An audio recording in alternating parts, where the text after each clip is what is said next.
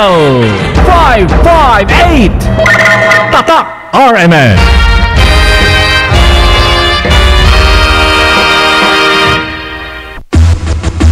Narito na ang numero 1 pagbabalita sa radyo na araw-araw. Pinakikinggan sa Luzon, Visayas at Mindanao. KBP Golden Dove Best News Program. Mula sa Head News Center ng pinakamaraming himpilan at number 1 na radio network ng bayan, RMN. Ito ang numero 1. RMN News Nationwide.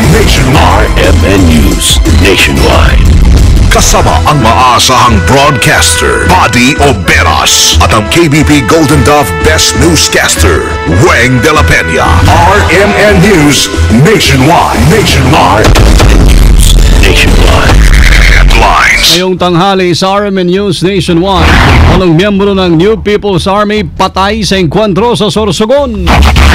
Philippine Medical Association nangangamba sa epekto ng pinalawak na National Health Insurance. Hindi pagbabayad ng PhilHealth sa mga doktor ibinunyag. Madidelay ang pagbayad sa mga hospital sa kanilang reimbursement claims sa paggabot ng mga pasyente. Wala na pong utang ang PhilHealth. Lumalabas lang noon ay hindi nag-reconcile yung records namin. Gobyernong Pilipinas nagpalabas ng travel advisory sa mga Pinoy sa Egypt. Halos 7,000 OFW doon ligtas. Ang PNP National Capital Region puspusa na ang paghahanda sa State of the Nation Address ni Pinoy sa July 22.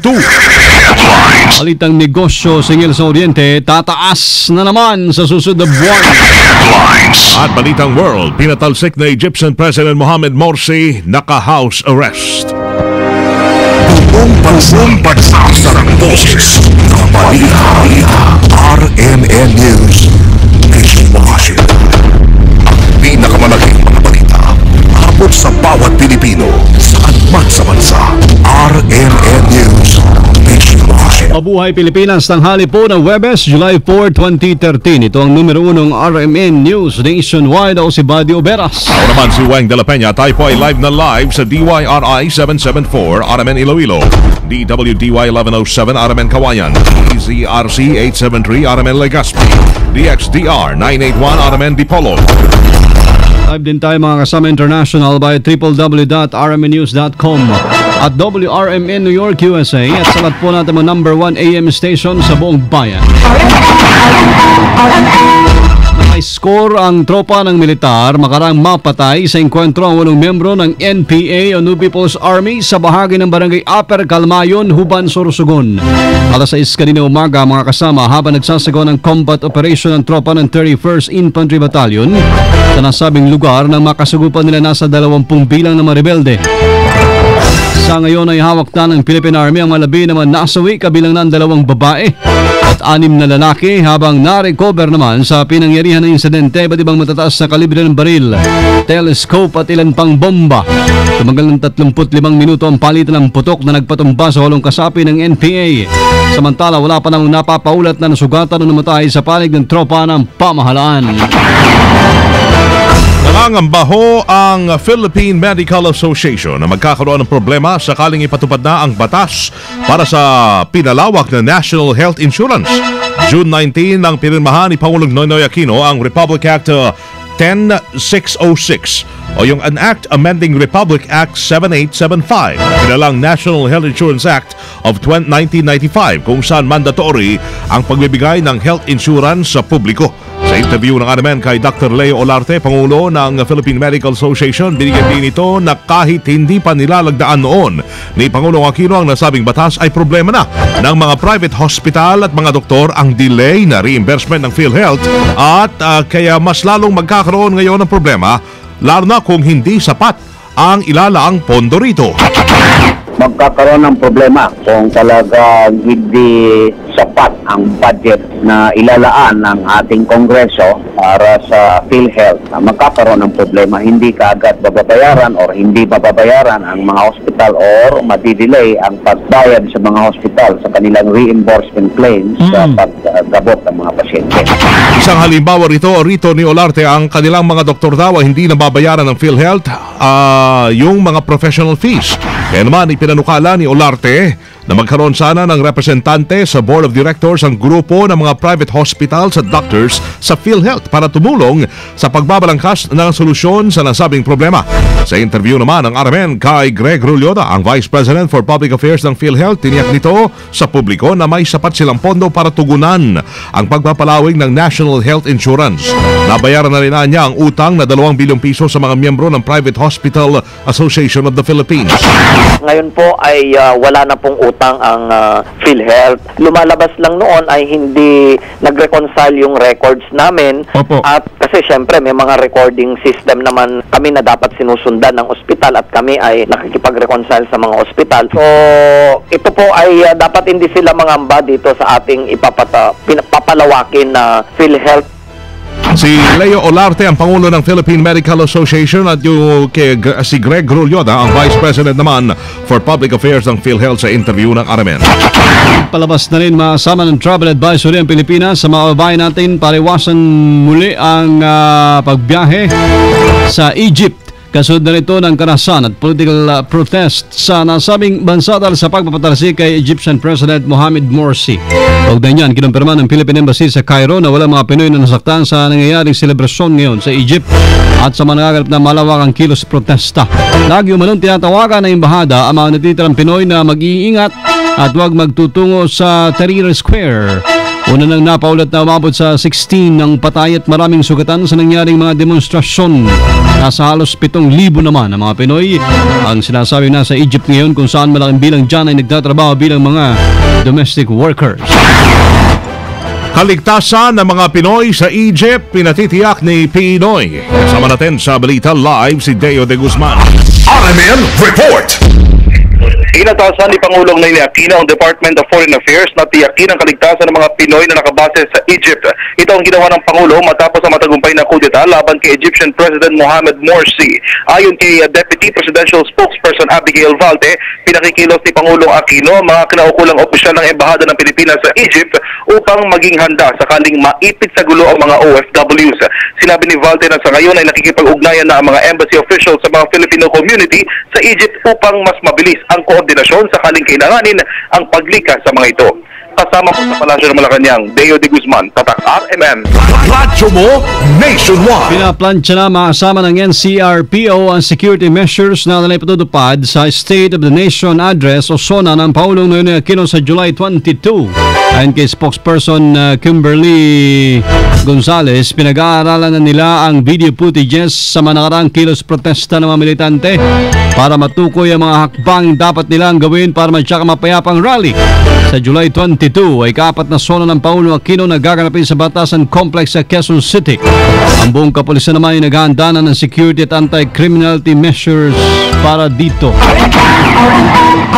Inimukho ng Filipino community leader sa Middle East ang mga OFWs na agad isumbong sa mga otoridad ang mga sindikatong nagre-recruit sa kanila para magbitbit ng illegal na droga.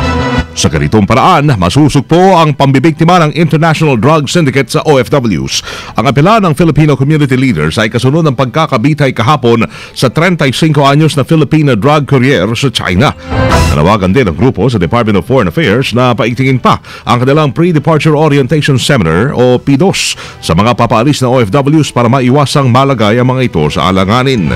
Kailangan din nilang magsagawa ng information campaign ang diplomatic posts sa iba't ibang bansa para maturuan ang OFWs kung papaano makakaiwas sa drug syndicates. Pamahalaan, pinakikilos sa iba pang Pinoy na bibitain sa China. Kasama natin sa Balita Live, Konde Bata. RMN Report! Pinaaga tanggapan ng mga kongresista ang nasa 28 pang mga OFW na nakalinya sa death row sa China. Ayon kay Gabriela Representative Luz Ilagan, gumawa na ng paraan ng pamahalaan habang may oras pa na mapababa ang sentensya ng mga Pilipinong naharap sa parusang bitay dahil sa pagiging drug mule. Dito naman mabatas, pang-5 na ang Pinay na binitay kahapon sa China sa ilalim ng Aquino administration. Itinuturong dahilan pa rin ng pagkakasangkot sa drug syndicate ng mga OFW ay ang kahirapan at kawalan ng trabaho sa Pilipinas na hindi pa rin natutugunan ng gobyerno. Nagbabala naman dito si Eastern Samar Representative Bene Vardone sa mga Pilipino na magsilbing leksyon ang mga nangyayari sa mga OFW na nabibitay sa ibang bansa at wag nang subukan na isapalaran ang buhay sa droga kapalit ng malaking pera. Kasama mo mula sa Kamara, Conde Batak, Tatak RMN. Radyo mo nationwide. Marksmanship training para sa mga pulis gagawing regular. Kasama natin sa Balita Live, Rhea Mamogay. RMN Report. Gagawin ng regular ang pagbibigay ng marksmanship training sa mga pulis. Sa ngayon kasi papasok na sa isang memorandum of agreement ang Philippine National Police sa pagitan ng National Resources Officers Institute o NROI. Ang NROI kasi nagbibigay ng marksmanship training sa mga pulis. Ayon kay PNP Chief Director General Alan Purisima na kung batay by schedule lamang isinasailalim sa pagsasanay sa pagputok ng baril ang mga pulis sa bubuing MOA, gagawin ng regular ang marksmanship training. Sa ganitong paraan, mas magiging binasa umano ang mga pulis sa pag-asinta sa target o subject ng kanilang operasyon. Ayon kay Purisima, nakatakda siyang makipagpulong sa NROI para sa mga inisyal na plano at para na rin ilatag ang bubuing Memorandum of Agreement. Kasama mo sa Campo Crame, Rhea Mamogay, Tatak RMN. Radyo mo nationwide. Accomplishment ng NIA dapat i-report sa Senado at Kongreso. Kasama natin sa Balita Live, Grace Mariano. RMN Report. Regular na pinagre-report sa Senado at Kamara kada 3 taon ng National Irrigation Authority o NIA patungkol sa detalyadong accomplishments ito at status ng mga target nitong irrigation projects. Ito ang nakapaloob sa Senate Bill No. 14 na inihain ni Senator Ferdinand Bongbong Marcos Jr. Sa ngayon kasi ay tanging ang report lamang sa paggamit ng pondo ang isinusumite ng NIA sa Kongreso pero hindi kasama ang hinggil sa naging operasyon at mga accomplishments nito. Ayon kay Marcos, kailangang mabatid ng Kongreso ang naging resulta ng kanilang trabaho pati na rin ang mga target na bigong abutin o mga naging problema para mahanapan ng solusyon. Git ni Marcos, dapat mabantayan ng mahigpit ang papel o responsibilidad nito na lagyan ng patubig o irigasyon ng mga sakahan para na rin sa kapakanan ng mga magsasaka. Ang panukala ni Marcos ay tugon na rin sa naging assessment ng Malacanang na palpak ang performance ng NIA at hindi nito nagagampanang mabuti ang tungkulin. Maliban dito, binanggit ni Marcos na ang mga malawakang irrigation projects ng NIA ang magsasalba sa sektor ng agrikultura sa matinding epekto ng pagbabago ng klima. Kasama mo sa Senado, Grace Mariano, Tatak RMN. Radyo mo nationwide. RMN, RMN, RMN. RMN News Negosyo. Nakambang tumaas mga kasamang singil sa Oriente sa susunod na buwan matapos maprobahan ng ERC o Energy Regulatory Commission ng panibagong price adjustment. Mula sa dating 1 pesos and 63 centavos, itataas sa 1 pesos and 64 ang singil at the kilowatt hour po ng ating kuryente kung saan nakapalob ang distribution, supply at metering component ng Meralco. Ayon sa Meralco, gagamitin nilang karagdagang singil na ipinatong sa distribution charge para ponduhan ang kanilang mga projects at magamit daw sa pagmamintena na aabot sa taong 2014. Nabatid na inaprobahan ng ERC na halaga mas mababa ng 2 sentimos kumpara sa panukala ng Meralco na 1.65. RMN News Abroad. Naka-house arrest ngayon ang napatalsik na Pangulo ng Egypt na si Mohamed Morsi. Ang kay Muslim Brotherhood spokesman Gehad El Haddad, inaresto ng Presidential Guard si Morsi sa kanilang headquarters kasama ang iba pang miyembro ng presidential team. Nabatid na tilanggalan na rin ng pulisya si Morsi ng anumang uri ng access sa mundo kung saan walang tumatawag dito o bumibisita. Una rito ay nagpalabas na ng travel ban ng security forces kay Morsi at iba pang kasamaan nito sa Muslim Brotherhood upang hindi makalabas ng Egypt. Live mga kasama mula sa RMN News Center, Makati City, Metro Manila, Philippines. Ipong narinig ang numero 1 RMN News nationwide. Biyernes bukas, Huwebes ngayon ng tanghali, July 4, 2013.